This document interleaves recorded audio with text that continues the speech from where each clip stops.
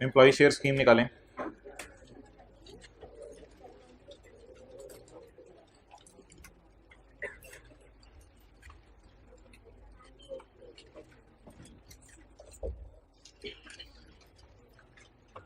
Page 98,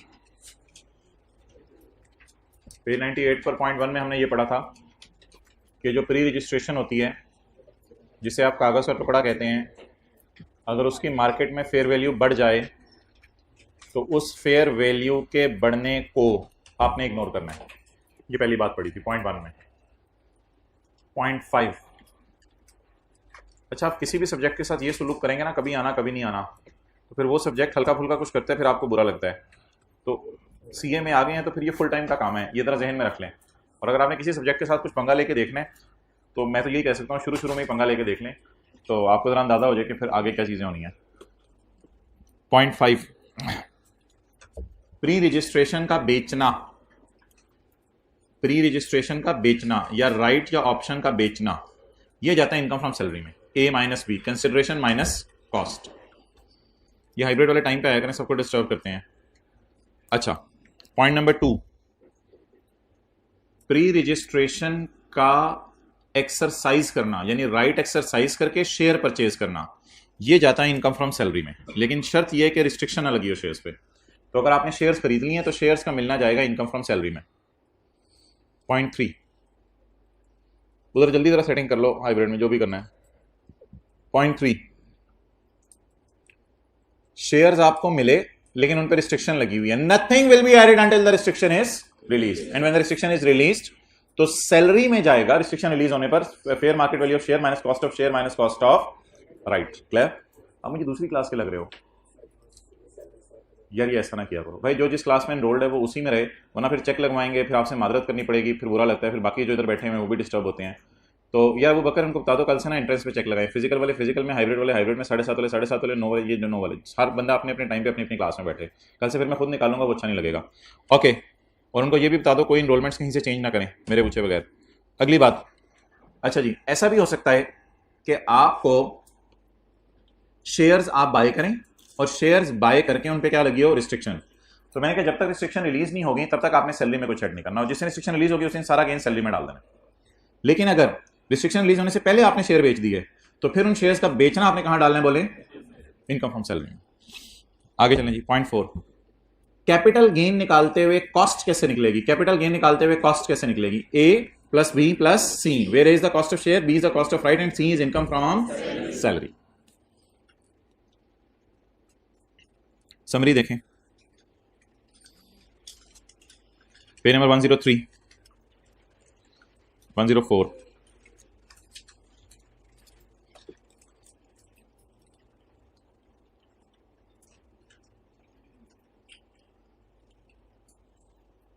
अच्छा जी, pre registration जिसे कागज का टुकड़ा कहते हैं, वो आपने खरीदा और फिर बेच दिया। इसका बेचना इनकम फ्रॉम सैलरी में जाता है। आप कंपनी के मालिक बने बगैर आपने प्री रजिस्ट्रेशन बेच दी। एक ऑप्शन ये हो सकती है कि आपने प्री रजिस्ट्रेशन करवाई, फिर आप कंपनी के मालिक बने, लेकिन शेयर्स पे कोई रिस्ट्रिक्शन नहीं थी, फौरन सैलरी में डाल दें, और कल कलां को जब शेयर्स बेचेंगे तो वो चला जाएगा इनकम फ्रॉम कैपिटल गेन में। तीसरी सिनेरियो ये था कि आपने प्री रजिस्ट्रेशन करवाई, शेयर्स खरीदे, लेकिन शेयर्स पे क्या लगी हुई है, रिस्ट्रिक्शन, इसलिए सैलरी में कोई nothing will be added in salary until the restriction is, और जब रिस्ट्रिक्शन रिलीज होगी तब सैलरी में गेन चला जाएगा। और जब सैलरी में गेन चला जाएगा तो अब इसके बाद शेयर्स का बिकना किस में जाएगा, इनकम फ्रॉम कैपिटल गेन में। लेकिन अगर शेयर्स पे रिस्ट्रिक्शन लगी हुई थी और आपने रिस्ट्रिक्शन रिलीज होने से पहले शेयर बेच दिए तो फिर शेयर्स का बेचना जाएगा इनकम फ्रॉम सैलरी के अंदर। कल मैंने आपको फ्लाइंग एरो समझा दिए थे। फोर्थ वाली में तो होल्डिंग पीरियड क्यों निकालना है? होल्डिंग पीरियड किस हेड के लिए निकालते हैं? कैपिटल गेन के लिए। फोर्थ वाले में तो सैलरी इनकम है, तो होल्डिंग पीरियड का तो चक्कर ही नहीं। Point 1, flying arrows represent holding period calculation for calculating capital gain. Flying arrow दो ही जगह है, सिनेरियो 2 में लगा हुआ है और 3 में लगा हुआ है, वो मैंने कल समझा दिया था। इट इज नॉट नेसेसरी, ये जरूरी नहीं है, that employer first give right, जरूरी नहीं है कि एम्प्लॉयर पहले प्री रजिस्ट्रेशन की ऑफर करे। एम्प्लॉयर डायरेक्ट आपको क्या दे सकता है, शेयर भी दे सकता है। Exercise price cost of share का दूसरा नाम है। एक्सरसाइज प्राइस किसका दूसरा नाम है? कॉस्ट ऑफ शेयर्स का। ये बात याद है, value of right is always to be ignored in question. ये बात क्या थी? Value of right is always to be ignored in question. ये देखें, ये देखें, value of right to be ignored in question. आपने प्री रजिस्ट्रेशन करवाई 4 रुपए में और बेच दी 7 रुपए में। यहां किसी ने बताया था कि 5 रुपए की हो गई है महंगी होके, तो मैंने कहा था इसको आपने इग्नोर करना है अनलेस कि आप उसको क्या कर दें, बेच दें। और जब बेच देंगे तो गेन कहां जाएगा? सैलरी में। तो बोले जी, प्री रजिस्ट्रेशन का महंगा होना टैक्सेबल है या प्री रजिस्ट्रेशन का बिकना टैक्सेबल है? तो इसलिए प्री रजिस्ट्रेशन की अगर कभी फेयर वैल्यू या market value they they, that you will ignore. अच्छा, प्रोविडेंट फंड रिवाइज करें जरा, प्रोविडेंट फंड। अच्छा हाँ, वो एक बात हमारी कल वाली रह गई थी, वो हम कर रहे थे चैप्टर 19 में। फिर मैं आपका सवाल लेता हूँ मोहतरम। चैप्टर 19 में वो मैंने बात ना दूसरी क्लास के अंदर यहाँ पे नोट की हुई थी, तो वाइट बोर्ड पे। कल टैक्स ईयर, कल हमारा क्या डिसाइड हुआ था? टैक्स ईयर 2007 में कितना इनकम में जाएगा? 0। और टैक्स ईयर 2008 में इनकम में कितना जाएगा? 0। और टैक्स ईयर 2009 में सैलरी में कितना जाएगा? 630। और टैक्स ईयर 2010 में कैपिटल गेन नॉर्मल रिजीम में कितना जाएगा? 67.5। ये बातें कल वाली याद आ रही हैं? तो अगर मुझे सवाल में रिक्वायरमेंट में सिर्फ टैक्स ईयर 2010 मांगा है, तो फिर न्यूमेरिकल के मुंह पे मैं सैलरी भी डालूंगा या सिर्फ कैपिटल गेन डालूंगा? सिर्फ कैपिटल गेन डालूंगा, मैं सैलरी नहीं डालूंगा। क्यों नहीं डालूंगा सैलरी? क्योंकि ये सैलरी किस साल की है? 10 की है या 9 की है? और ये 9 में इनकम में ऐड हो गई होगी। मैंने सिर्फ 10 में कितनी इनकम रिकॉर्ड करनी है? 67.5। इसलिए जब कभी ये न्यूमेरिकल में आपको फुल फ्लेज होमवर्क में दूंगा तो उस वक्त मैं आपको बताऊंगा कि देखिएगा सोल्यूशन में आपको सिर्फ कैपिटल गेन इनकम नजर आएगी, सोल्यूशन में वर्किंग में सैलरी न्यूमेरिकल के फेस पे नजर नहीं आएगी। क्यों नहीं नजर आएगी? क्योंकि पिछले साल की सैलरी है, हमारे साल की सैलरी है, लेकिन निकालनी इसलिए जरूरी थी कि इसकी बेस पे अगली कैलकुलेशंस परफॉर्म होनी है। तो ये मैंने कल व्हाइट बोर्ड पे सॉल्व की थी, आज आपको इधर दिखा रहा हूं सब कुछ। अच्छा जी, वो प्रोविडेंट फंड रिवाइज करने लगे थे हम। उदासी सी हो रही है, सैलरी का चैप्टर जा रहा है, ऐसे अजीब सब चुप चुप से हुए हैं सारे, नदामत के आंसू साथ साथ याद करना था, बस अजीब सी कैफियत हुई हुई आज जी। निकालें, आज चैप्टर 5 में वापस चले जाएंगे ना, डिविडेंड की डेफिनेशन हमारी रहती है। बहरहाल फिलहाल प्रोविडेंट फंड मुझे रिवाइज करवाएं, पेज नंबर 111। मैं इस वक्त आपसे रिकॉग्नाइज को रिवाइज नहीं करवाना चाह रहा, रिकॉग्नाइज को रिवाइज नहीं करवाना चाह रहा। पहले मैं आपसे रिवाइज करवाऊंगा गवर्नमेंट ऑर्गेनाइजेशन। गवर्नमेंट ऑर्गेनाइजेशन में जो प्रोविडेंट फंड होता था उसका क्या ट्रीटमेंट होता था? गवर्नमेंट ऑर्गेनाइजेशन में जो प्रोविडेंट फंड होता था, आपको याद होगा कि इसमें कुछ भी नहीं किया था हमने, पहले साल भी, दूसरे साल भी कुछ भी नहीं किया था, और रिटायरमेंट के साल भी कुछ नहीं किया था। हर साल भी एम्प्लॉयर इंटरेस्ट इग्नोर किया था, और रिटायरमेंट के साल भी एम्प्लॉयर इंटरेस्ट सारे सालों का भी इग्नोर किया था। हर साल भी एम्प्लॉयर इंटरेस्ट इग्नोर किया था, और जब अकमुलेटेड बैलेंस की फॉर्म में एम्प्लॉयर और इंटरेस्ट मिला था तब भी क्या कर दिया था? इग्नोर कर दिया था। This we have done in government employees. लेकिन अनरिकग्नाइज में क्या किया था? हर साल एम्प्लॉयर इंटरेस्ट इग्नोर, हर साल एम्प्लॉयर इंटरेस्ट इग्नोर, हर साल एम्प्लॉयर इंटरेस्ट इग्नोर, लेकिन रिटायरमेंट के साल में सारे सालों का एम्प्लॉयर और सारे सालों का इंटरेस्ट ऐड करके एक दफा डाल दिया था इनकम में। क्लियर? ओके। एक चीज है सुपरएनुएशन फंड, जो हमारी इस चैप्टर में रहेगी भी है। पेज नंबर कौन सा? गुड, 107। टेस्ट दे दिया? देने दे दिया? कितने लोगों ने दे दिया है? उधर हाथ खड़ा कर दें, कितने लोगों ने दे दिया है? अच्छा, कितने लोगों ने देना है? माशाल्लाह। कितने लोगों ने नहीं देना? शर्म आनी चाहिए हाथ खड़े करते हुए। अच्छा, पेज 107 निकालें, सुपरएनुएशन फंड के बारे में नोट कर लें। भाईजान अगर आज का आप टेस्ट नहीं देंगे ना तो मंडे की क्लास में आपको न्यूमेरिकल का बिल्कुल मजा नहीं आएगा। जो आज टेस्ट है वो मंडे को न्यूमेरिकल क्लास के अंदर कराया जाएगा। मंडे, ट्यूसडे, वेडनेसडे, ये 3 दिन अब हमारे न्यूमेरिकल चलने हैं, तो इसलिए एक दिन आपके पास मौजूद है अब संडे का, तो उसमें जरा आप हिम्मत करके जान मार के जो है वो रिवाइज कर लें सैलरी का चैप्टर कम से कम। और फिर ये मौका बाद में नहीं मिलना आपको ये सैलरी के चैप्टर के रिवाइज करने का। मैं सीरियसली बता रहा हूँ, आगे बिजनेस के चैप्टर में टाइम ही नहीं देना आपको, तो ये आखिरी मौका आपको सैलरी के चैप्टर रिवाइज करने का। 16-17 नंबर का अक्सर न्यूमेरिकल आ जाता है इस चैप्टर में से। जल्दी करें। सुपरएनुएशन फंड नोट कर लिया ये? हाँ जी, सुपरएनुएशन फंड डेथ, डेथ है। आप क्या समझ रहे थे क्या लिखा हुआ है? अच्छा, डेथ, डेथ। इतनी खूबसूरत राइटिंग है आपको समझ नहीं? अच्छा अच्छा, सुपरएनुएशन फंड में भाईजान 2 ऑप्शंस हैं। नंबर 1, एक ही ऑप्शन है कि सुपरनेशन fund is just like provident fund, it's nothing else. Employer पैसे डालते हैं, एम्प्लॉय पैसे डालते हैं, इसमें इंटरेस्ट मिलता है। पता नहीं सुन रहे हैं या मेरी बात नोट कर लें पहले। किसके आगे? एम्प्लॉयर कॉन्ट्रीब्यूशन प्लस, जी मैं सारा पढ़ता हूं, नहीं पढ़ना चाहिए मुझे, जाहिर सी बात है, ऐसे समझ नहीं आएगा। सुपरनेशन फंड, बल्कि डबल पी भी गलती से डला हुआ शायद। डेथ के वक्त एग्जाम्प्ट, बिफोर डेथ एम्प्लॉई ने इन कैश कर लिए पैसे, बिफोर डेथ एम्प्लॉई ने पैसे निकलवा लिए, एम्प्लॉई इन कैश्ड, एम्प्लॉई ने पैसे निकलवा लिए, तो ऑल एम्प्लॉयर कॉन्ट्रीब्यूशन और ऑल इंटरेस्ट ऐड हो जाएगा।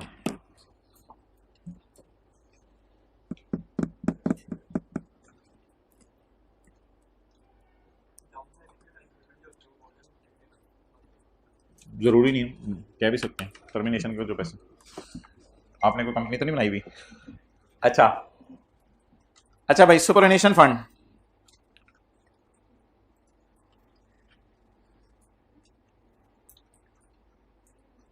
अच्छा मुझे इस क्लास का जो ब्रेक है ना उसमें याद कराएं। अच्छा, सुपरनेशन फंड मोहतरम एक ऐसा फंड है जिसमें एम्प्लॉयर भी पैसे डालते हैं, एम्प्लॉय भी पैसे डालते हैं और इंटरेस्ट भी मिलता है इसमें। अब सवाल यह राइज होता है कि अगर इस फंड में से डेथ के वक्त आप पैसे निकालें ना, तो सारे पैसे माफ हैं। कितने पैसे निकलवाए थे? 9,41,000 निकलवाए थे ना, याद है? जो एंड पे कम्युलेटेड बैलेंस बन रहा था वो 941 बन रहा था ना। तो अगर आप डेथ के वक्त पैसे निकलवाएं तो सारे के सारे पैसे माफ हैं।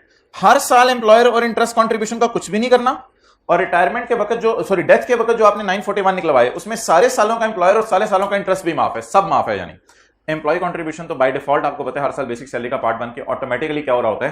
टैक्स हो रहा होता है। तो अगर आप डेथ के वक्त पैसे निकलवाएं तो इसकी ट्रीटमेंट 100% सेम है जैसे कि किस फंड की थी? गवर्नमेंट एम्प्लॉयज की थी, सब पैसे माफ। लेकिन अगर डेथ से पहले, मरने से पहले, जब सांस ले रहे थे, सांस लेते लेते आपने पैसे निकलवाए, बिफोर डेथ एम्प्लॉय ने पैसे निकलवा लिए, फिर ऐसी सूरत में सारे सालों का एम्प्लॉयर कंट्रीब्यूशन और सारे सालों का इंटरेस्ट आखिरी साल ऐड होगा, आखिरी साल। अब वो जो आखिरी साल ऐड होगा वो कहां ऐड होता था? अनरिकॉग्नाइज्ड में। तो बता दें इसकी ट्रीटमेंट 100% किससे मिलती जुलती है? गवर्नमेंट एम्प्लॉय के न्यूमेरिकल के सॉल्यूशन से। और इसकी ट्रीटमेंट अनरिकॉग्नाइज्ड। सुने जी, पढ़ें जी।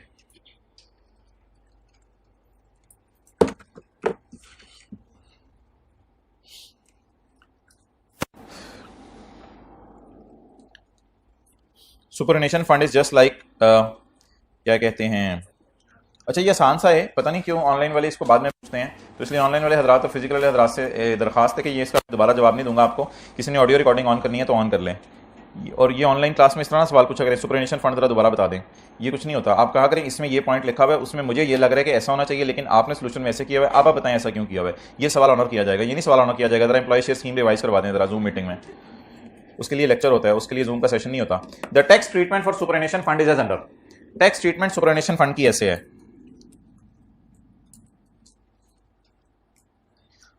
अगर आपको डेथ पे पैसे चाहिए ना, यानी आपके बुरसा को पैसे चाहिए, फिर आपने कहा कब्र में तो नहीं लेके जाने, आपके बुरसा को पैसे चाहिए, तो फिर एम्प्लॉयर कंट्रीब्यूशन और इंटरेस्ट माफ है हर साल, लिख लें each year. Each year employer contribution और इंटरेस्ट माफ होगा ईच ईयर, और जब डेथ हो जाएगी उस साल सारा 9,41,000 मिलेगा। तो payment of 9,41,000 on death of beneficiary is also exempt.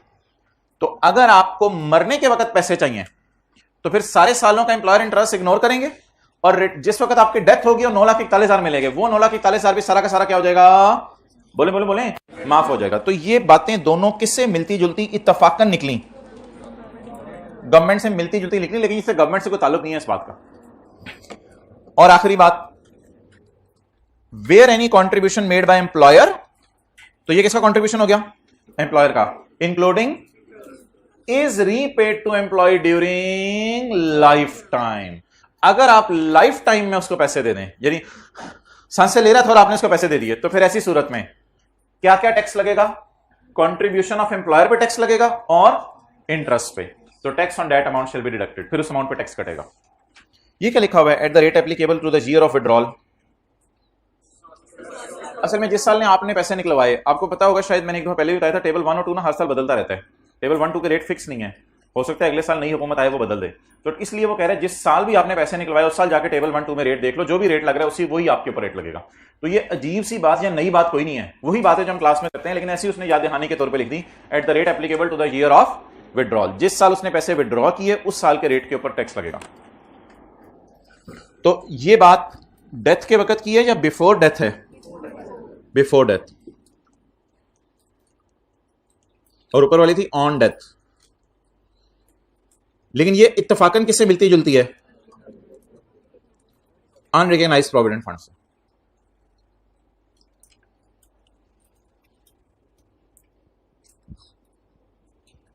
Point सी के साथ लिखें, सारे सालों का एम्प्लॉयर कंट्रीब्यूशन और इंटरेस्ट इकट्ठा टैक्सेबल होगा। सारे सालों का एम्प्लॉयर इकट्ठा हुआ था ना अनरिकग्नाइज्ड में, सारे सालों का एम्प्लॉयर कंट्रीब्यूशन और इंटरेस्ट अब इकट्ठा टैक्स होगा जिस साल पैसे निकलवाए। सारे सालों का एम्प्लॉयर कंट्रीब्यूशन और इंटरेस्ट इकट्ठा टैक्स होगा जब पैसे निकलवाए। नहीं, जब उसने पैसे निकलवाए हैं तब जिंदा था या नहीं? बस बस जब जब निकलवाने गया तब जिंदा था, तो बस खत्म। इन चक्रों में ना जाया करो, बिला वजह लॉ के अंदर एक एक बात के ऊपर आप पूरा दिन लगा दो। फिर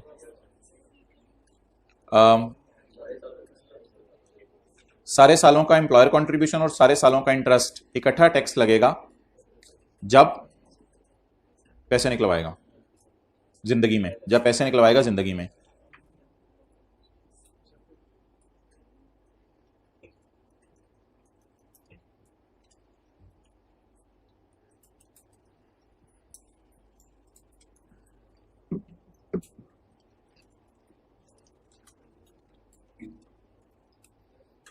ओके,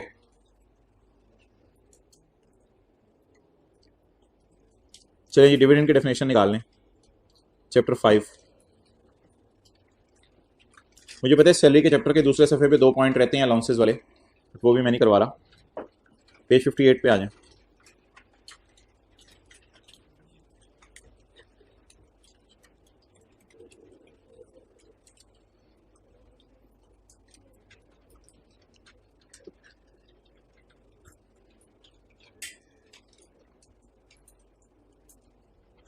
ओके, ड्राइंग्स का लफ्ज़ आपने पढ़ लिया फेयर 1 की क्लास में। ड्राइंग्स क्या होता है? ओनर पैसे घर लेके जा रहा है, दैट इज ड्राइंग्स। ओनर पैसे घर लेके जा रहा है। ड्राइंग्स की एंट्री क्या होती है? Drawings debit, cash credit. Drawings profit and loss में एज अ खर्चे के तौर पे जाती हैं, जो बैलेंस शीट में जाती हैं। बैलेंस शीट में जाती हैं। जब आप बैलेंस शीट बनाते हैं तो बैलेंस शीट के अंदर एक चीज होती है कैपिटल, ओपनिंग कैपिटल बिजनेस का प्रॉफिट, फिर प्रॉफिट में से ड्राइंग्स होती हैं। यानी अगर 100 रुपया कमाया बिजनेस ने तो 40 रुपये ओनर घर लेके चला गया, तो प्रॉफिट को शेयर होल्डर या ओनर ड्रॉ करता है। तो ड्राइंग्स किस में से कम होती हैं? प्रॉफिट में से। या इसको उठाओ, ड्राइंग्स किस में से बांटी जाती हैं? प्रॉफिट में से ड्राइंग्स बांटी जाती हैं। क्लियर? अब अगर मैं कंपनीज की बात करूं तो कंपनी अगर अपने शेयर होल्डर्स को या ओनर्स को पैसे दे तो वो ड्राइंग नहीं होती, उसको कहते हैं dividend. That is called as, बोलें, डिविडेंड। डिविडेंड जो है इसका क्या सलूक करना होता है?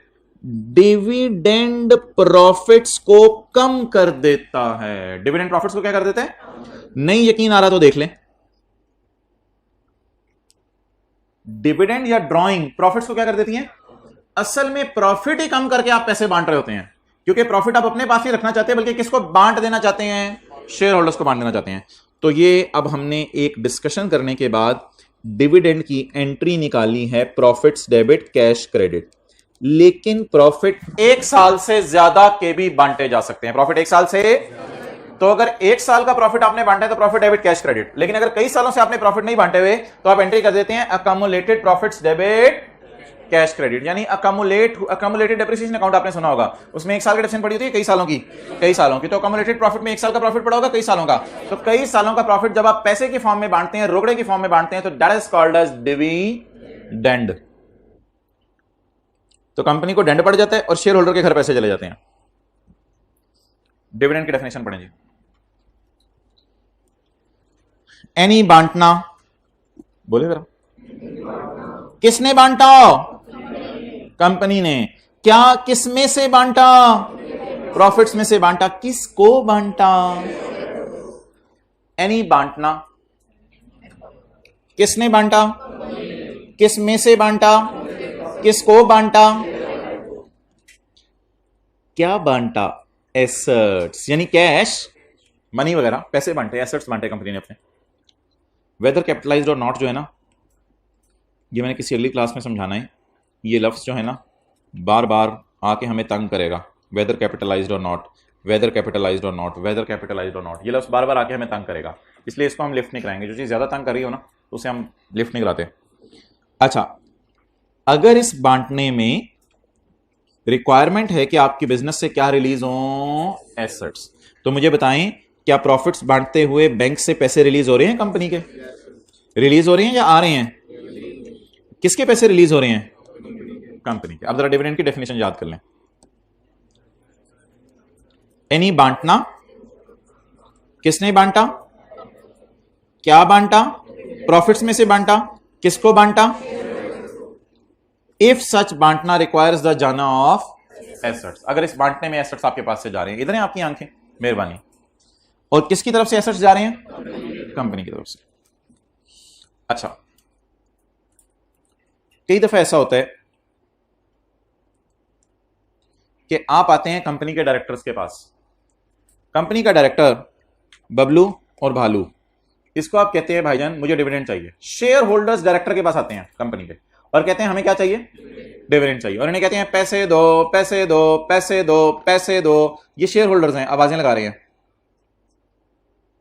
ये शेयर होल्डर्स आवाजें लगा रहे हैं। क्या आवाजें लगा रहे हैं?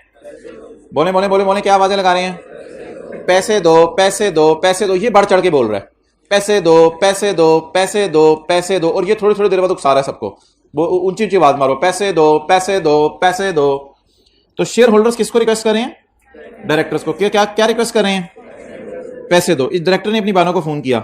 डायरेक्टर ने कहा पैसे कोई नहीं है, प्रॉफिट है, पैसे नहीं है। ऐसा हो सकता है प्रॉफिट हो पैसे ना हो सकता है। डेटर डेबिट, सेल क्रेडिट, तो सेल से प्रॉफिट बढ़ जाएगा, लेकिन डेटर भी पैसे नहीं देके गए, तो ऐसा हो सकता है। तो ऐसे ऐसे क्यों कर रहे थे? ऐसे ऐसे करना था। तो ऐसा हो सकता है बिजनेस में प्रॉफिट हो पैसे ना हो, ठीक है। ऐसा हो सकता है कॉलेज वाले खुश हो रहे हो, बड़े बच्चे पढ़ रहे हैं आके, माशाल्लाह हम तो बड़ा प्रॉफिट कमाएंगे, और बच्चे पैसे भी ना दे रहे हो। तो ऐसा हो सकता है कि प्रॉफिट हो लेकिन पैसे ना हो। तो सिमिलरली डायरेक्टर्स परेशान है कि प्रॉफिट तो पड़े हैं लेकिन पैसे हमारे पास नहीं है। तो डायरेक्टर की बीवी ने डायरेक्टर के कान में फोन के जरिए कहा सरताज उधार कर लें, ये जो नीचे जितने लाल खड़े हैं ना इनसे उधार कर लें, मैं सिक्योरिटी कैमरे से देख रही हूं, इनसे उधार कर लें। इनसे क्या कर लें? उधार कर लें। एंट्री टाइम, डिविडेंड डेबिट या फिर प्रॉफिट्स डेबिट, कैश क्रेडिट या लोन क्रेडिट? Loan credit. ये पैसे क्या कर लें? इनसे उधार कर लें, उधार कर लें। अच्छा, जब उधार करें ना तो ये वाला ना, ये बोला, ये जो काला हो गया है, ये बोला कि यार अब क्या मतलब, चलो ठीक है उधार तो हो गया लेकिन मैं घर क्या लेके जाऊं? मुझे तो मेरी बानों ने कहा था कि घर कुछ लेके आना है, तो जाओ जरा डायरेक्टर से जाके कुछ लेके आओ। तो अब मैं घर क्या लेके जाऊं? मैं शरीफ सा बच्चा, मैं घर क्या लेके जाऊं? तो फिर डायरेक्टर ने कहा यार अगर तुम्हें यकीन नहीं आ रहा ना तो हम इस बात का सबूत दे देते हैं कि पैसे उधार हो गए हैं। अब सबूत देने के लिए क्या करेंगे? आप अपने दोस्त को उधार दें, सबूत देने के लिए आप उसे कागज की पर्ची पे साइन करके दे देंगे, यही सबूत होता है। तो डायरेक्टर्स अब क्या करेंगे? डायरेक्टर्स छत पे खड़े हैं और शेयर होल्डर जो है वो सामने वाले पार्क के अंदर स्लाइडें ले रहे हैं। तो अब डायरेक्टर छत से रसीदें बांटेंगे। डायरेक्टर छत से क्या बांटेंगे? रसीदें बांटेंगे। सबसे पहली रसीद इसको जाएगी, ये सर पे रखेगा, घर लेके चला जाएगा। तो डायरेक्टर्स अब क्या बांटना शुरू करेंगे? बोलें रसीदें बांटना शुरू करेंगे, और लोग हाथों में उठा उठा के रसीदें घरों में चले जाएंगे। तो डायरेक्टर्स ने क्या बांटनी शुरू की? इस रसीद का मुश्किल सा नाम रखा हुआ लोगों ने डिबेंचर। डिबेंचर इस चीज का सबूत होता है कि कंपनी ने पैसे दे दिए या उधार कर लिया है? उधार कर लिया है। तो अब बता दें एंट्री क्या होगी? प्रॉफिट डेबिट लोन क्रेडिट या profit debit debenture payable credit? Debenture की मद में पैसे पेएबल। डिबेंचर उस सफे का नाम है जो शेयर होल्डर्स को बांटा जाएगा, किसके तौर पे? प्रूफ के तौर पे कि हमने तुमसे क्या कर लिया है? उधार कर लिया। हो पढ़ें जी। एनी, अच्छा एंट्री क्या बनेगी? Profits debit loan payable credit, ये एंट्री बनेगी। Profits debit loan payable credit. Profit debit cash credit या प्रॉफिट डेबिट उधार क्रेडिट? उधार क्रेडिट। ये पैसे दे दिए या दे देंगे? दे दिए, दे देंगे, दे देंगे। ओके, किसी के हैंड्स फ्री ना फट जाए घर में। अच्छा, दे दिए या दे देंगे? दे देंगे। एनी बांटना, एनी किसने बांटा? किसको बांटा? क्या बांटा? कमाल कर दिया आपने, दोबारा नहीं। एनी बांटना, किसने बांटा? किसको बांटा? क्या बांटा? डिवेंचर बांट। अच्छा, ये जरूरी नहीं कि डिवेंचर पे इंटरेस्ट हो या ना हो, इससे कोई फर्क नहीं पड़ता। कई दफा लोन आपको पता है, लोग लोन करते हैं तो इंटरेस्ट फ्री कर देते हैं, कई दफा लोन इंटरेस्ट वाला कर देते हैं। तो वो डायरेक्टर्स और शेयर होल्डर्स के आपस का माहिदा है कि इसके ऊपर इंटरेस्ट है या नहीं। कहते हैं उससे मुझे कोई फर्क नहीं पड़ता, वेदर विद और विदाउट इंटरेस्ट। कहते हैं हो सकता है इंटरेस्ट देना पसंद करें डायरेक्टर इनको लोन के ऊपर, हो सकता है इंटरेस्ट देना पसंद ना करें। वो किसकी मर्जी है? वो डायरेक्टर्स की और शेयर होल्डर्स की आपस की मर्जी है, जो मर्जी तय करें। लेकिन भाईजान ये बांटना सिर्फ किस में से हो सकता है? Up to the extent of, अगर प्रॉफिट्स हैं तो ही बांटेंगे ना, वरना आपने कहां से बांटना जाके? अगर प्रॉफिट भी नहीं है तो कहां से बांटेंगे आप? तो ये बांटना सिर्फ कब होगा? जब आपके पास क्या पड़े होंगे? किसके पास? कंपनी के पास। जब कंपनी के पास प्रॉफिट्स पड़े होंगे तो कंपनी उन प्रॉफिट्स को क्या कर देगी? बांट देगी। पहले क्या बांटे जा रहे थे? कैश। अब क्या बांटे जा रहे हैं? डिवेंचर। और डिवेंचर एक तरह का उधार हो गया। पहले में शेयर होल्डर पैसे घर लेके जा रहे थे, दूसरे में शेयर होल्डर डिवेंचर घर लेके जा रहे हैं।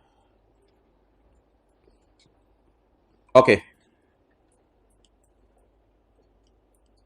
कल कंपनी बैठी थी, एक कंपनी बैठ गई थी कल, आज कंपनी बंद कर देते हैं।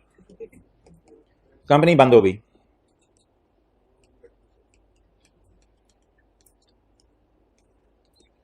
अच्छा, एक बात याद रखिएगा, ये जो FR1 होता है या इंट्रो होता है, इसमें शायद टीचर्स आपको कैपिटल में ही प्रॉफिट डलवा देते हैं, यानी कैपिटल अकाउंट में ही प्रॉफिट डलवा देते हैं।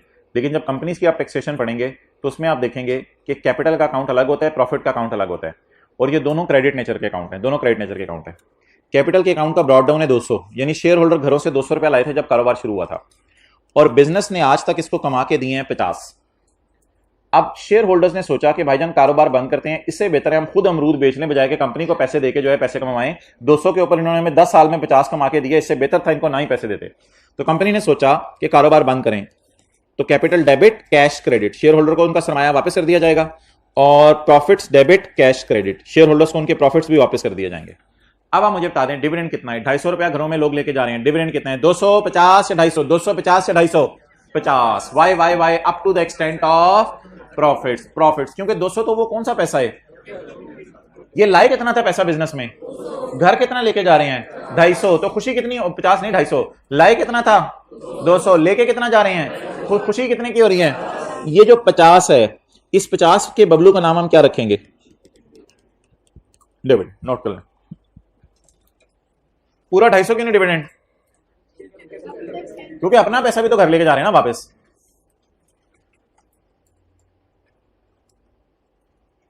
भाईजान टाइम देना पड़ेगा, चीजों को अटेंटिवली नोट करना पड़ेगा, घर जाके रिवाइज करना पड़ेगा, बड़ी स्मूथली चीजें चलेंगी। अगर आप नहीं टाइम देंगे तो बड़ा मसला होगा आपको।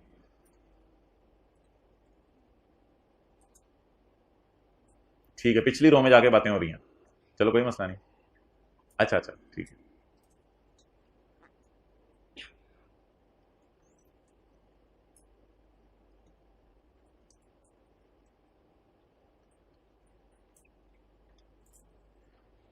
वली भाई, आपके दाएं और बाएं वालों को मैं अच्छी तरह जानता हूं, इनसे दोस्ती कर लें। Okay, next.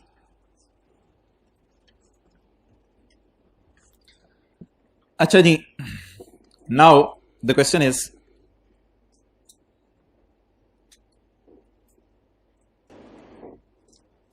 एनी बांटना, आज अपने घर में लगे रहना है। एनी बांटना, किसने बांटा? कंपनी ने। ये फोन ऑन करवा लेने और साथ वाला आपसे सवाल पूछ रहा होगा और आप जवाब दे रहे होंगे। आप बोलेंगे एनी बांटना, साथ वाला फोन पे पूछेगा किसने बांटा, आप बोलेंगे कंपनी ने बांटा। साथ वाला क्या पूछेगा? किसको बांटा, आप क्या बोलेंगे? शेयर होल्डर्स को बांटा। क्यों बांटा? क्यों बांटा? आप इस तरह पूछें, क्यों बांटा? क्यों बांटा? क्योंकि कंपनी बैठ गई थी या बंद हो रही थी? इसको भी बैठना ही कहते हैं, कंपनी बंद हो रही थी। लेकिन किस हद तक बांटना डिविडेंड होगा? Up to the extent of profits. जिस हद तक आपके पास क्या मौजूद है? प्रॉफिट्स मौजूद है। भाई उसके कंधे की जान छोड़ दें, आप रोजाना उसके कंधे की जान लेते हैं। अच्छा, अभी नहीं लेनी, चलें, अब मोहतरम मुझे ये बताएं,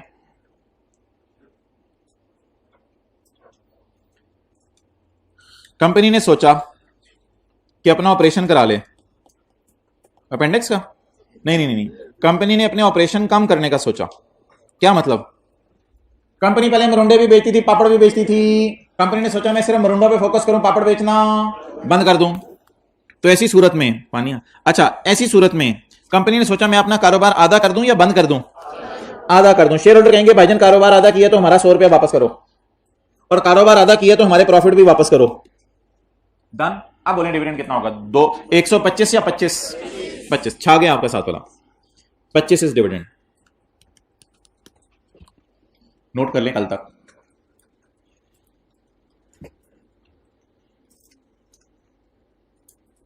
जल्दी जल्दी भाईजान हेड्स डाउन ना किया करें, मैं जो सर्व सजदा हुआ कर। अच्छा जल्दी जल्दी जल्दी जल्दी खेती कर रहा हूं।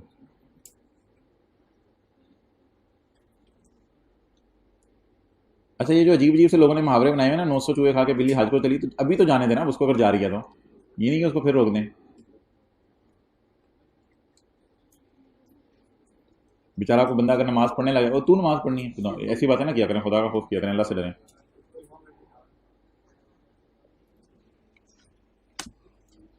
चोर चोरी करके नमाज पढ़ने जा रहा हो, वो यार तुझे शर्म नहीं आती?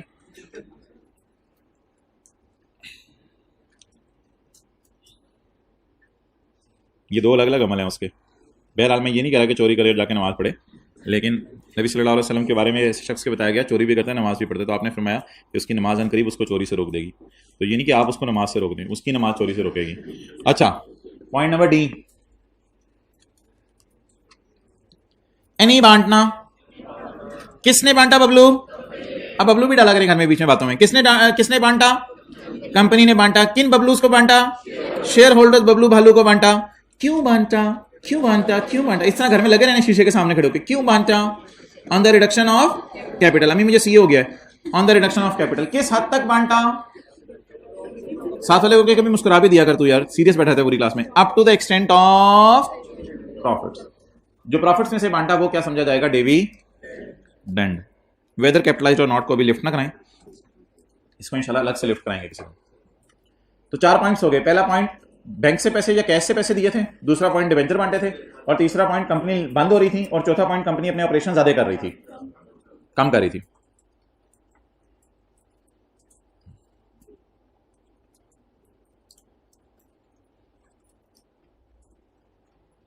जी मोहतरम, कंपनी लॉ के तहत कंपनी जो है वो कितनी किस्म की हैं? कंपनी लॉ हमारे लॉ के तहत नहीं पूछ रहा, कंपनी लॉ के तहत कंपनी कितने किस्म की है? 2। Number 1, company is a public company and company is a private company. उसमें पब्लिक में कितने किस्म की आगे? 2। कौन कौन सी? लिस्टेड और अनलिस्टेड। और दूसरी कौन सी है? प्राइवेट। ये किसकी नजर में है? किसकी नजर में? कंपनी लॉ की नजर में। लेकिन मेरे ख्याल से जो हमारा लॉ है ना, वो ये कहता है इनकम टैक्स ऑर्डिनेंस के पब्लिक अनलिस्टेड को प्राइवेट में डाल दो अगर उसके गवर्नमेंट वगैरह ने शेयर नहीं खरीदे हुए। याद आ रही है ये बातें? तो हमारे लॉ के तहत पब्लिक अनलिस्टेड भी प्राइवेट में चली जाती है, क्योंकि उसने अपने आप को ना लिस्ट करवाया हुआ स्टॉक एक्सचेंज में, ना उसके गवर्नमेंट ने शेयर खरीदे हुए। लेकिन कंपनी लॉ की नजर में तो पब्लिक है और प्राइवेट है। अब जी एक सिनेरियो है, अभी नोट करने का टाइम दूंगा। एक प्राइवेट कंपनी है, उसके कितने शेयर होल्डर्स हैं? 3। शेयर होल्डर कौन होते हैं? ओनर या मुलाजिम? ओनर। उसके शेयर होल्डर्स हैं ए, बी, सी। कंपनी ने लोन दिया 1 मिलियन का सी को। किसको लोन दिया? सी को। सी को लोन दिया कितना? 1 मिलियन। तो लॉ मेकर ने कंपनी से पूछा, कंपनी भाईजान ए और बी मत रहे हैं, सुतेले हैं। ए और बी सुतेले हैं तुम्हारे। उन्होंने क्या किया है? वो तुम्हारे स्टेप ब्रो है। वो क्या है तुम्हारे, जिनकी वजह से तुम उनके साथ ये सलूक कर रहे हो? तो इस सवाल ने लॉ मेकर को मजबूर कर दिया ये कहने पे कि मैं प्राइवेट कंपनी को डिस्करेज करता हूं कि अपने शेयर होल्डर्स को लोन दे। एम्प्लॉइज को लोन देने दे, वो सैलरी के चैप्टर में हमने पढ़ा था। लेकिन प्राइवेट कंपनीज अगर अपने शेयर होल्डर को लोन दें तो लॉ मेकर कहते हैं ये मुझे पसंद नहीं बात। और अगर दे दिया है तो ए और बी को भी देना था तुम लोगों ने। ये तुम लोग जस्टिफाई नहीं कर रहे बात को, इसलिए सजा सुनो जो सी को मिलेगी। ₹1 million is dividend for mister C, ये सी के हाथों में डिविडेंड समझा जाएगा। और इसका मतलब ये है कि जब आप 1 मिलियन का मतलब होता है 10 लाख, जब आप 10 लाख का उसको लोन देंगे तो 10 लाख के लोन को डिविडेंड समझेगी कंपनी और 10 लाख पे टैक्स काटेगी 1,50,000 और उसको 8,50,000 ट्रांसफर करेगी उसके अकाउंट में, पूरा 10 लाख ट्रांसफर नहीं कर सकती। तो अगर प्राइवेट कंपनी अपने शेयर होल्डर को लोन दे तो लॉ मेकर इसको डिस्करेज करते हैं और वो लोन शेयर होल्डर के हाथों में क्या बन जाता है? डिविडेंड इनकम बन जाता है। लोन रिटर्न करेगा तो इंशाल्लाह वो देखेंगे हम, वो इस क्लास में नहीं। 15% फाइनल टैक्स रेजिम, भैया नोट कर लें।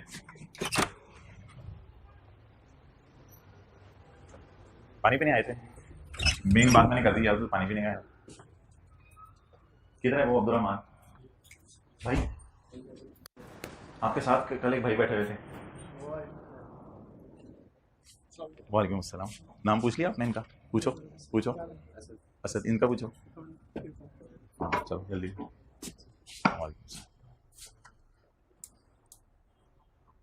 किस किसने हाथ खड़ा किया था टेस्ट देना है? अच्छा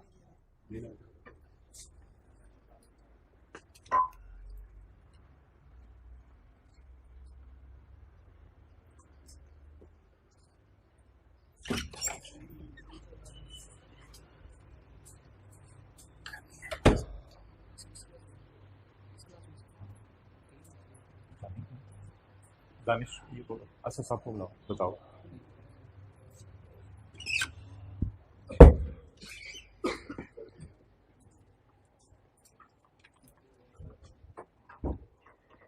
ओके अच्छा भाईजान,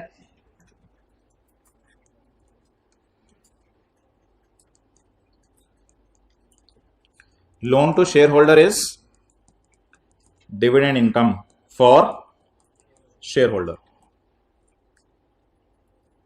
नो कॉन्सिक्वेंसेस। क्या मतलब? अगर पब्लिक कंपनी अपने शेयर होल्डर को लोन दे दे तो इस पे लॉ मेकर को एतराज नहीं है, तो फिर ये डिविडेंड समझा जाएगा या डिविडेंड नहीं समझा जाएगा? फिर खैर है, कोई मसला नहीं। तो किस कंपनी को अपने शेयर होल्डर को लोन देने की इजाजत है? पब्लिक को। और किस कंपनी को अपने शेयर होल्डर को लोन देने की इजाजत नहीं है? प्राइवेट कंपनी को। कौन कौन सी पब्लिक कंपनीज होती हैं? लिस्टेड भी और अनलिस्टेड भी।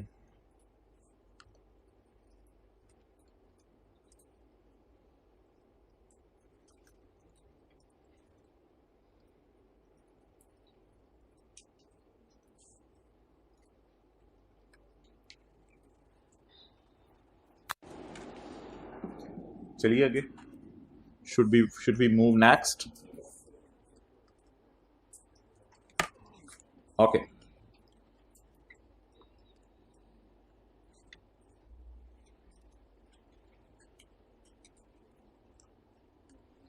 Any payment by private company. कौन सी प्राइवेट कंपनी? हाँ ओ भाईजान, वो प्राइवेट कंपनी नहीं जो पिछले सफे पे डिफाइन हुई है। पिछले सफे पे है, अगले सफे पे है।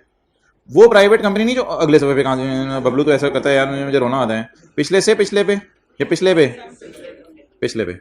तो वो प्राइवेट कंपनी जो पिछले सफे पे डिफाइन हुई है वो प्राइवेट कंपनी नहीं, बल्कि कौन सी प्राइवेट कंपनी? उसमें फिर प्राइवेट और पब्लिक में दो है, पब्लिक लिस्टेड भी और अनलिस्टेड भी। Any payment by private company as defined in फलाना लॉ और अ ट्रस्ट, वो बस ऐसे ही याद कर लें, ट्रस्ट का लफ्ज। By way of advance or loan to a share holder. या तो शेयर होल्डर को लोन दे दिया कंपनी ने, ये शेयर होल्डर को या एम्प्लॉय को? शेयर होल्डर को। या तो शेयर होल्डर को लोन दे दिए या एडवांस पैसे दे दिए, या शेयर होल्डर के घर का बिजली का बिल दे दिया, या शेयर होल्डर के बच्चों की स्कूल की फीस दे दिया, या शेयर होल्डर के बाल कटाने के पैसे दे दिए, जो मर्जी पेमेंट कर दिया आपने शेयर होल्डर को for the individual benefit of a share holder. तो इसका मतलब है ये डिस्करेज की जाएगी बात। प्राइवेट कंपनीज को मना किया जा रहा है अपने शेयर होल्डर को ज्यादा आसमानों पे ना चढ़ाओ। वो शेयर होल्डर आसमानों पे चढ़ गए तो वापस भी नहीं आते, घर वाले परेशान होंगे। And the payment should be from accumulated profits. और पैसे कहां से बांटे जाते हैं? प्रॉफिट पड़े हो तो ही लोन दे सकते हैं लोग, वरना कहां से दे सकते हैं? अच्छा, इसमें अब अगली बात मोहतरम ये है, ये डब्बे नीचे छोटा वाला डब्बा नहीं बना, बड़ा वाला डब्बा आपके लिए मैं लाया हूं घर से। डब्बे में डब्बा, डब्बे में डब्बा, डब्बे में अंग्रेजी, डब्बे में केक कोई नहीं। अच्छा जी, इफ लोन प्रोवाइडर इज, अगर लोन देने वाला, अगर लोन देने वाला कौन है? प्राइवेट कंपनी, या लोन देने वाला पब्लिक लिस्टेड, या अगर लोन देने वाली प्राइवेट कंपनी है तो शेयर होल्डर मारा जाएगा और शेयर होल्डर के हाथों में यह अमाउंट क्या समझी जाएगी? लेकिन कंपनी पे क्या जिम्मेदारी होगी? Company will the that, company will, try करें, दी दैट टैक्स ऑन, तो कंपनी डिविडेंड पे क्या काटेगी? लाख रुपए दे रही है तो 15,000, 2 लाख दे रही है तो 30,000, 3 लाख दे रही है तो 45,000 टैक्स काटेगी कंपनी। बट अगर कंपनी पब्लिक है, पब्लिक चाहे लिस्टेड हो चाहे, तो फिर no tax implications on share holder. Share holder relax करे, चिल मारे, पार्टी करे, उसके लिए डिविडेंड इनकम नहीं है। और कंपनी के लिए भी टैक्स काटने की जरूरत नहीं है, ना कंपनी टैक्स काटे ना शेयर होल्डर डिविडेंड समझे इसको। डन? अच्छा, अब आप मुझे ये बताएं कि अगर अगर अगर अगर अगर कंपनी का कारोबारी लोन देना हो, वो भाई मोबाइल जरा कुछ चेक कर रहे हैं, हो गया? मैसेज आया था या कॉल आई थी? मैसेज आया था, देख लिया, चलो। अच्छा जी, वापस आ जाए, सीए करें।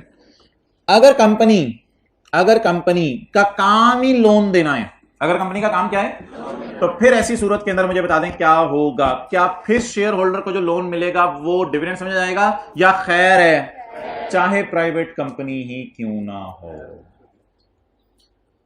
Following payments will not be considered as any loan by a company involved in lending business. lending business कौन सा होता है? लोन देने का बिजनेस। लंडे का नहीं होता भाईजान, ये लंडे का नहीं होता भाईजान, होते तेरी मेहरबानी। लेंडिंग बिजनेस कौन सा होता है? लोन। अगर किसी प्राइवेट कंपनी का काम लोन देना है तो अपने शेयर होल्डर को लोन दे दे तो देती फिर हमारी बला से, ये शेयर होल्डर के हाथों में डिविडेंड इनकम नहीं है। चलें नोट कर लें, यही बात की है ना आपसे पड़े बगैर ही। चलो अच्छा, तो ये बात मैंने आपसे की है, अगर आप नोट करना पसंद करें तो साथ वाले की आपके ऊपर मेहरबानी होगी। Private company gave loan of 200 रुपया to share holder. Private company ने 200 रुपए का लोन दिया शेयर होल्डर को।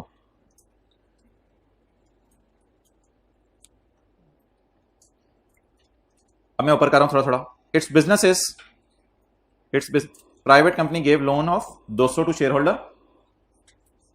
इट्स बिजनेस इज, कंपनी का कारोबार क्या है? Manufacturing furniture. तो फिर 200 रुपए शेयर होल्डर के हाथों में क्या होगा? डिविडेंड। लेकिन अगर कंपनी का कारोबार क्या है? लोगों को उधार देना, तो फिर ये 200 रुपए, ये बैंक्स होते हैं जैसे, तो फिर ये 200 रुपया क्या होगा?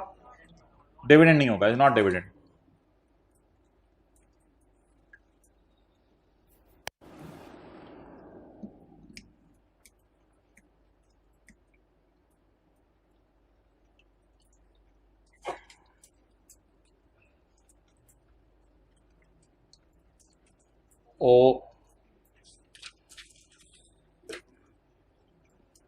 के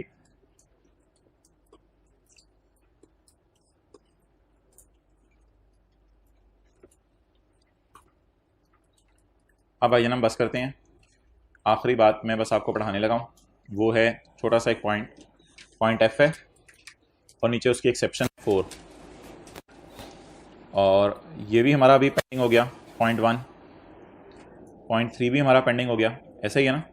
1 भी पेंडिंग हो गया, 3 भी पेंडिंग हो गया, वेदर कैपिटलाइज्ड और नॉट क्लस भी पेंडिंग हो गया हमारा, और उसके बाद कम्युलेटेड प्रॉफिट्स की डेफिनेशन है ऊपर, वो भी हमारी पेंडिंग हो गई।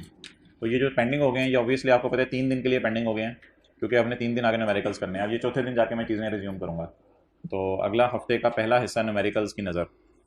इसलिए आपसे क्या, सैलरी का चैप्टर ज़रा रिवाइज कर लें आज जाके, ताकि न्यूमेरिकल्स में जब आप बैठे हों तो आप सही दिल लगा के बैठें। चलें जी, ये आखिरी बात आज की पढ़ते हैं।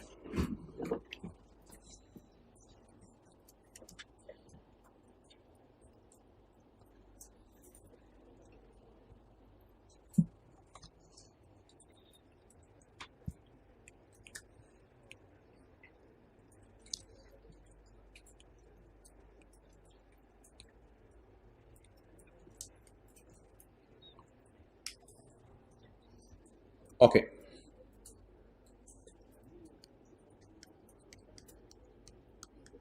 कंपनी लोकल भी हो सकती है और फॉरेन भी हो सकती है। एक लोकल कंपनी है जैसे होंडा एटलस कार, वो कहती है मैंने 100 मिलियन कमाया है, इस पर टैक्स कितना बनेगा? ना ना ना ना, ऐसा ना करें, चैप्टर 4 के साथ जुल्म कर रहे हैं आप लोग। चैप्टर 4 के अंदर जो है वो हमने पेज 32 पे पढ़ा था, कंपनी का टैक्स रेट 29% है। चैप्टर 4 पर हमने पढ़ा था कि कंपनीज का टैक्स रेट कितने परसेंट है। कंपनीज पे टेबल 1 और 2 नहीं लगता। कंपनीज का टैक्स रेट कितने परसेंट है? 29%। मेहरबानी।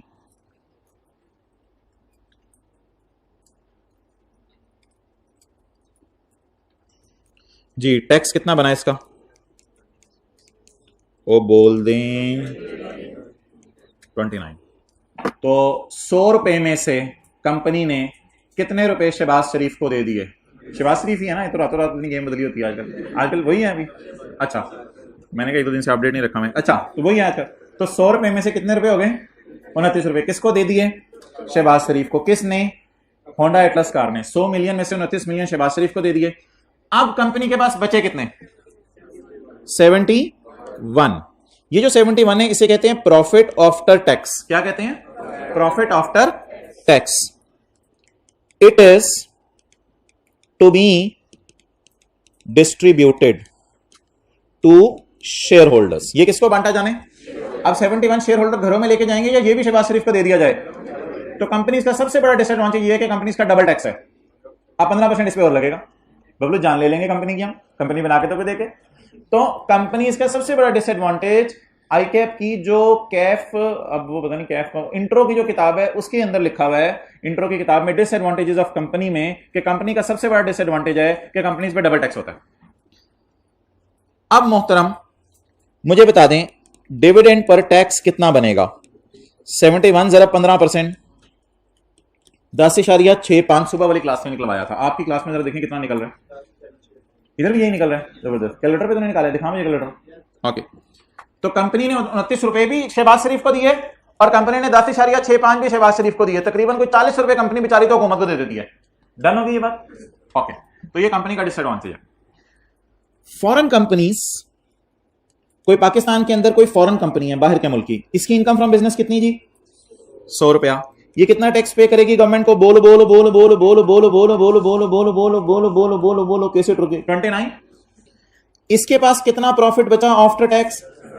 71। ये जो 71 का प्रॉफिट है, फॉरेन कंपनी एक ब्रांच है, इसका हेड ऑफिस किधर होगा? फॉरेन कंट्री में या पाकिस्तान में? पाकिस्तान में तो ब्रांच है फॉरेन कंपनी की। फॉरेन कंपनी खुद कहां होगी? बाप तो बाहर होगा, बेटे को इधर भेजा हुआ है, ठीक है?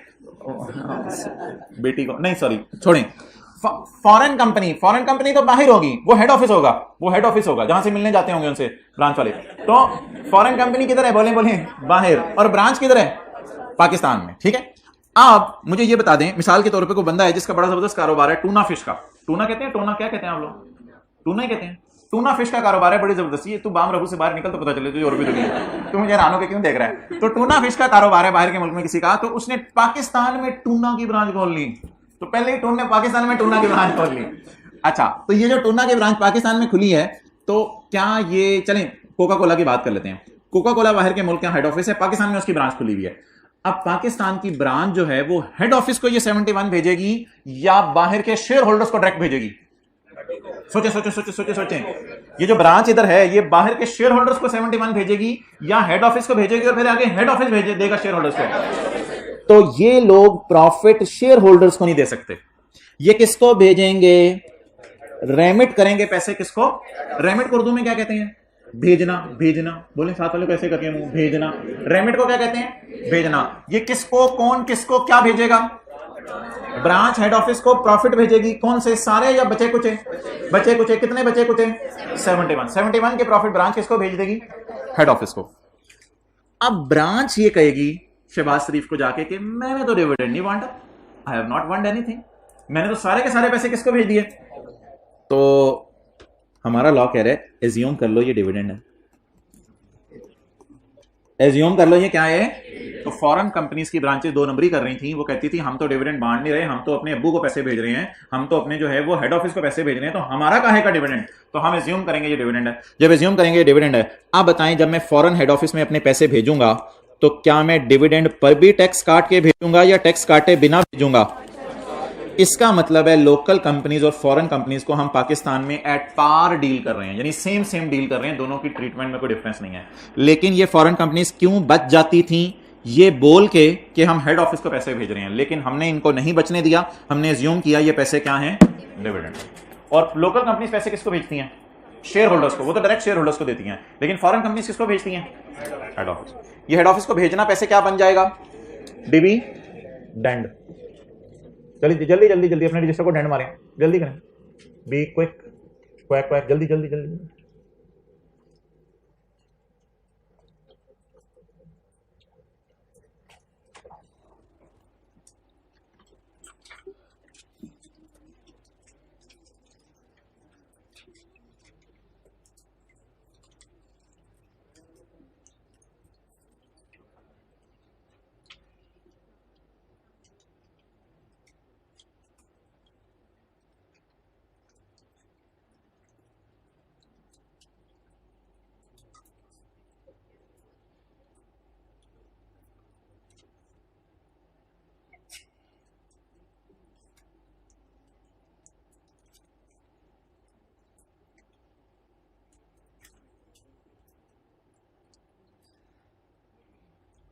चलें जी, मतलब ये होता है कि थोड़ा स्पीड अप कर देना आप, अब इतना अच्छा हो गया, आपको समझ आनी चाहिए। चलें जी का मतलब समझते हैं कि मैं सफा पलटने लगा हूं। ओके, इसका भी यही मतलब है कि जरा स्पीड अप हो जाओ। ये जहाज उड़ने वाला है, जहाज ही क्या जो उड़े ना।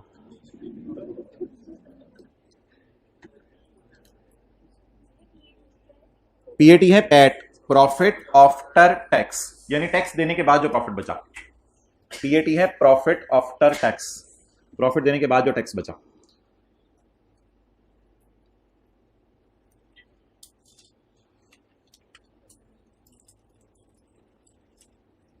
हाइब्रिड क्लास पर ना दाएं वाले पे नजर रखा करें, और जो नोट ना कर रहा हो ना मुझे इधर से इशारा कर दिया करें, उसके सर के पीछे हाथ रख के कि ये बबलू ना भालू नोट नहीं कर रहा। Okay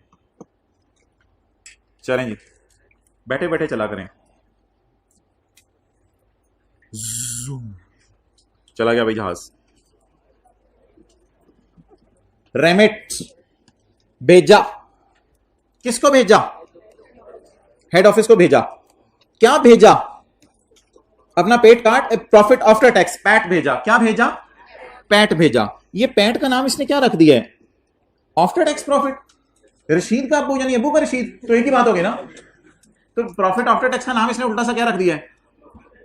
after tax profit. कितना है after tax profit? 71 is dividend. 71 is dividend, उसी पे डिविडेंड का रेट लगाया ना। रेमिटेंस ऑफ 71 किसने भेजा है? फॉरेन कंपनी की ब्रांच ने। ब्रांच कहां है आजकल? पाकिस्तान। फॉरेन कंपनी की ब्रांच ने भेजा है, और वो ब्रांच किधर है? पाकिस्तान।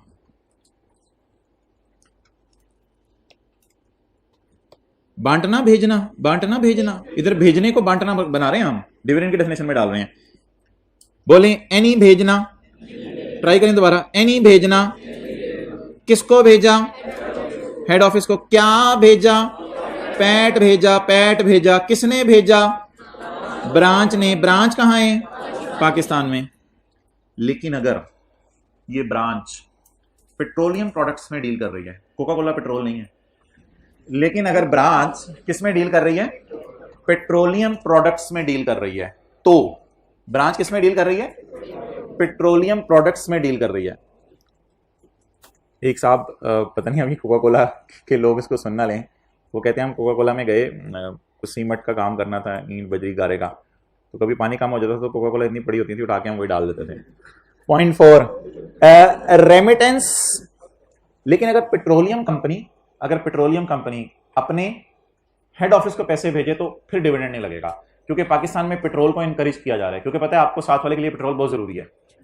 तो remittance to head office of 71 by a branch of, बस ये आपने लफ्ज ना बीच में ऐड करना है, बाकी सारी अंग्रेजी ऊपर वाली है।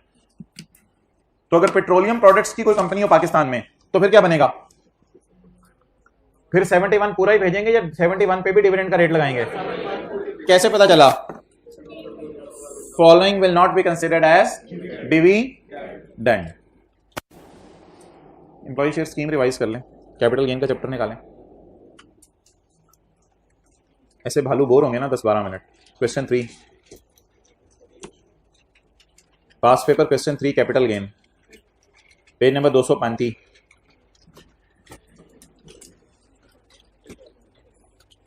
फिरोज नहीं है, फिरोज तो सीईओ लग गया। कल हमारे साथ रेडी पे बैठ के अमरूद खा रहा होता था, नमक डलवा डलवा के, आज सीईओ लगा हुआ है। Firoz has been the CEO. भाईजान आप तशरीफ लेके जा रहे हैं या तशरीफ ले आएंगे? Mister Firoz has been the CEO. Mister Firoz chief executive officer हैं अजीज फूड्स पाकिस्तान लिमिटेड में कई सालों से। उनको सीधे शेयर ही मिल गए हैं, लोग प्री रजिस्ट्रेशन करवाते हैं और पप्पू को सीधे शेयर ही मिल गए हैं। ही वॉज गिवन कितने शेयर्स? 2000 शेयर्स। फिरोज को घर में प्यार से पप्पू कहते हैं। ही was given 2000 share. Pappu share लेके आ गए, पप्पू कहेगा हाँ देख मेरा लेवल चाहिए। ही वॉज गिवन 2000। पहले मैं चीफ एग्जीक्यूटिव ऑफिसर था, मैं कंपनी का मालिक बन गया हूं, लेकिन शेयर सिर्फ मेरे पास 2000 है सिर्फ। He was given 2000 shares on यकम June 2009 by Aziz AG Germany, the अबू कंपनी ऑफ एएफपीएल। क्या मतलब? ये जिस कंपनी में नौकरी कर रहा है उसी कंपनी के शेयर हैं, या इस जिस कंपनी में शेयर कर रहे हैं उस कंपनी के बाप के शेयर हैं? कंपनी के बाप के शेयर हैं। तो कोई मसला नहीं, हमने कहा था या हमारी कंपनी शेयर दे दे या हमारी एसोसिएटेड कंपनी शेयर दे दे, शेयर तो शेयर है, तो ये एम्प्लॉय शेयर स्कीम में ही फॉल करेंगे। ये क्या मतलब है? He was given shares at 2.5। Pound नहीं है चाचे, ये पौंड नहीं है, पता नहीं तो क्या खा के आया, यूरो। अच्छा ये क्या चीज है? ये क्या चीज है 2.5? Cost of share. कौन बोला था? कौन बोला था? Well done, it is cost of share. कैसे पता चला? He was given shares at 2.5, तो it is amount paid by employee to employer. Done. लेकिन जिस दिन मिले शेयर उस दिन इनकी फेयर वैल्यू कितनी थी?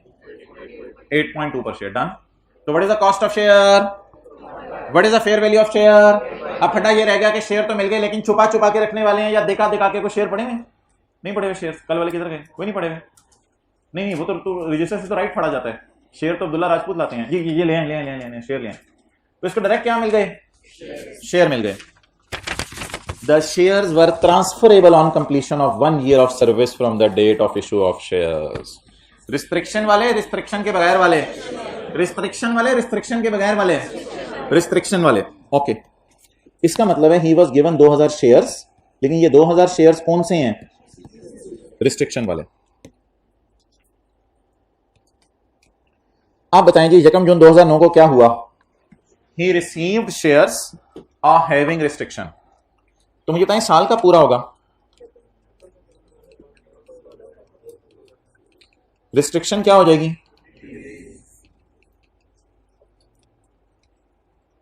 पहला इवेंट मैंने स्काई ब्लू से हाईलाइट किया, वो इवेंट क्या है?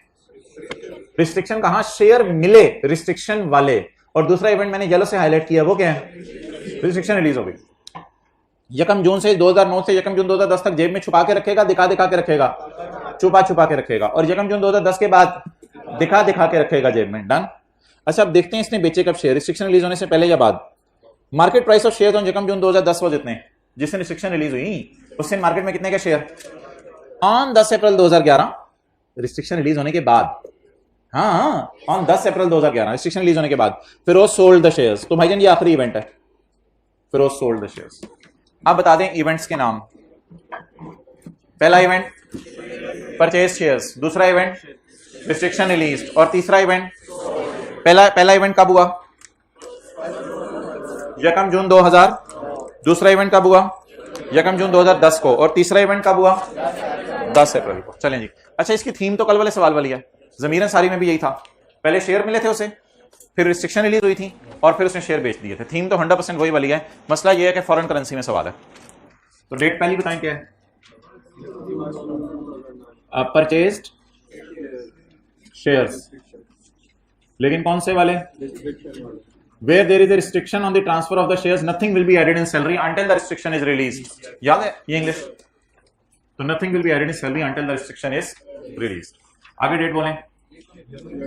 यकम जून 2010। इवेंट का नाम?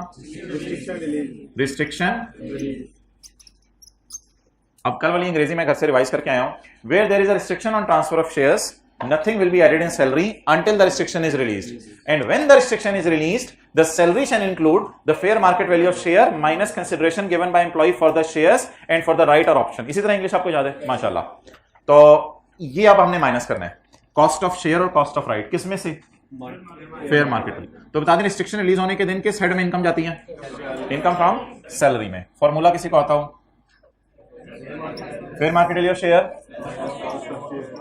Minus cost of share and minus cost of right.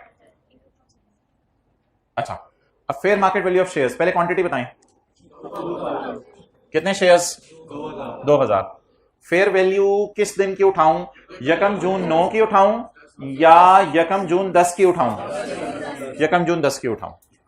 यकम जून 9 की क्या फेयर वैल्यू है? 8.2 और यकम जून 10 की क्या फेयर वैल्यू है? 12.5। तो यकम जून 10 की फेयर वैल्यू उठाऊंगा ना। रिस्ट्रिक्शन रिलीज होने वाले दिन की फेयर वैल्यू उठानी होती है, याद है कल जमीर अंसारी वाले सवाल में यही किया था जी। क्वांटिटी बोलें, क्वांटिटी के बाद क्या बोलें? Fair value. फेयर वैल्यू कितनी? 12.5। अभी करेंसी के एक्सचेंज रेट को लिफ्ट ना कराएं, क्योंकि हमारा मेथोडोलॉजी आपको याद है पहली क्लास से यही है, पहले क्वांटिटी फिर fair value, quantity multiplied by fair value. Cost of shares, कितने शेयर्स खरीदे हैं? 2000। ये 2000 शेयर्स कितने पैसे इसने खोए थे? एट 2.5 का मतलब गाड़ी में भी ये बात पड़ी थी, एम्प्लॉय परचेज कार एट इतने, तो ही परचेज शेयर एट 2.5। तो एट 2.5 का क्या मतलब है? फेयर वैल्यू या इसकी जेब से गए पैसे? इसकी जेब से गए पैसे, तो ये आउटफ्लो है, ये खोया है। कितने हो गए? और राइट की कॉस्ट तो वैसे ही 0 है।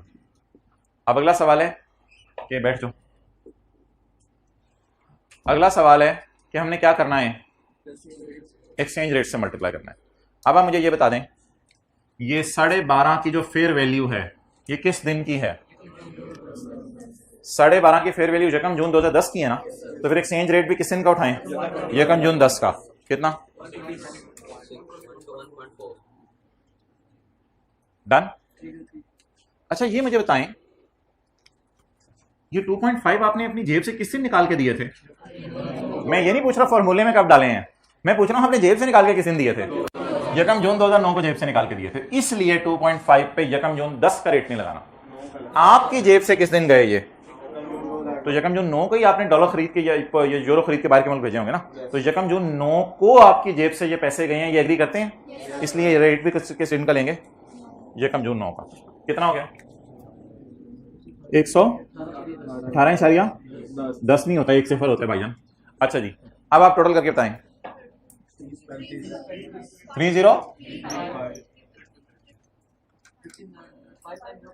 590.5। मैं एंड पे नोट करने का टाइम दूंगा। कितना? 362.5। ये किस सेट में चला गया? इनकम फ्रॉम, और यही कल जमीर अंसारी के सवाल में भी किया था। अब आगे क्या हुआ जी? 10 अप्रैल 2011। क्या हुआ 10 अप्रैल 2011 को? बोलें बोलें बोलें बोलें बोलें। मैंने इवेंट्स को हाईलाइट किया भाई, स्काई ब्लू से, येलो से और ग्रीन से। मिस्टेक हो गई है, ये लेस करना है बिल्कुल।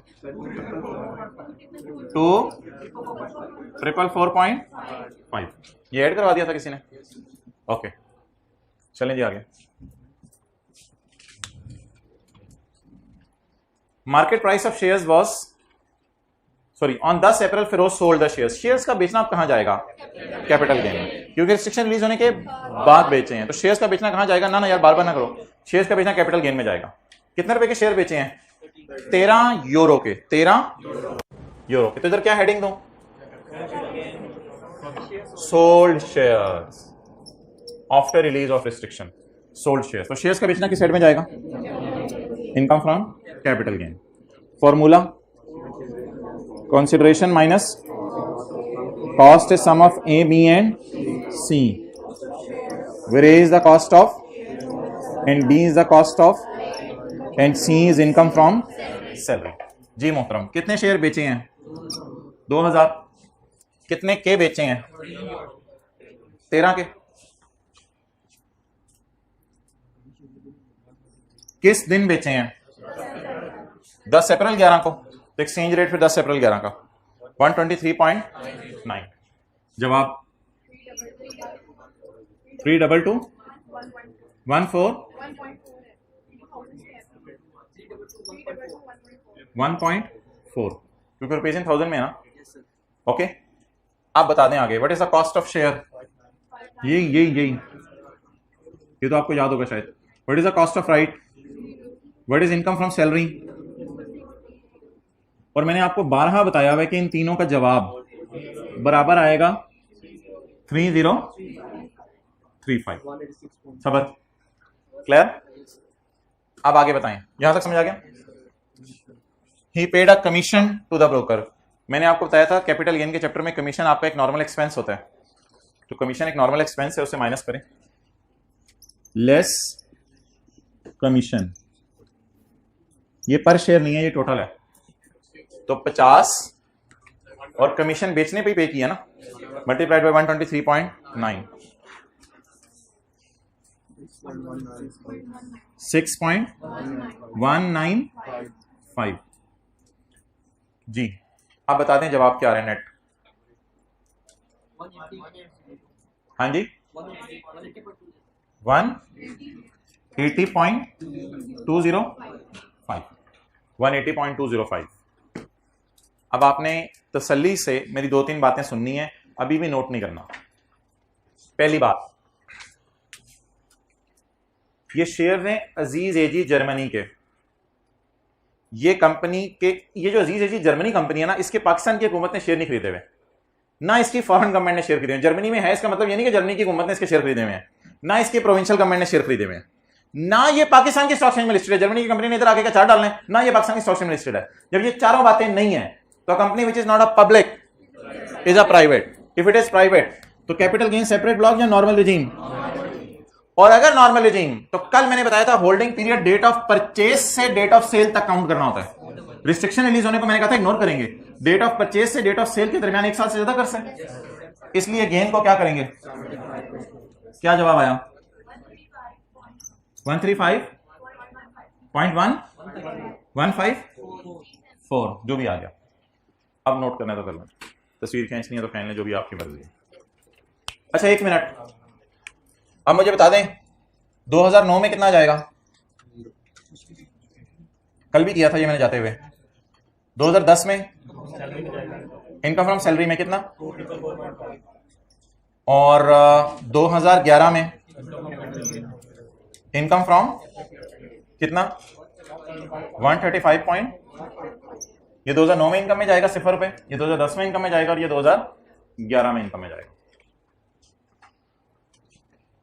चलो भाई ले आओ टेस्ट बांटे, बाकी उठते जाएं, इनकी कोई क्लास है ज्यादा यार, टाइम ऊपर हो गया।